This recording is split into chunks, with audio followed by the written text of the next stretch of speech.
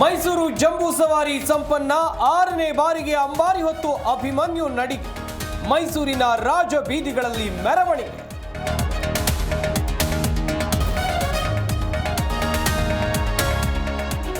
ಮೈಸೂರಿನಲ್ಲಿ ಪಂಜಿನ ಕವಾಯಿತು. ಪೊಲೀಸರಿಂದ ಆಕರ್ಷಕ ಕವಾಯಿತು.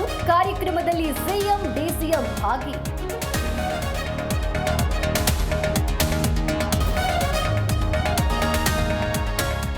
ಡಿಕೆಶಿನೇ ಮುಂದಿನ CM ಎಂದವರಿಗೆ shock. Shivaramegowda ರಂಗನಾಥ್ಗೆ notice.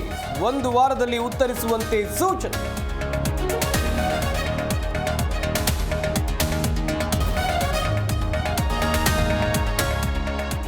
Cigarette ಬಾಕಿ ಹಣ ವಿಚಾರಕ್ಕೆ ಗಲಾಟೆ. ಗದಗ ಜಿಲ್ಲೆಯಲ್ಲಿ 2 ಗುಂಪುಗಳ ಮಧ್ಯೆ ಮಾರಾಮಾರಿ. 6 ಜನಕ್ಕೆ ಗಾಯ. ಆಸ್ಪತ್ರೆಗೆ ದಾಖಲು.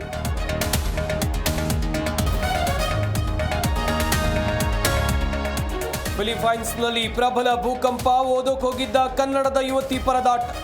ಮಗಳನ್ನ ವಾಪಸ್ ಕರೆಸಿಕೊಳ್ಳುವಂತೆ ಪೋಷಕರ ಮನವಿ.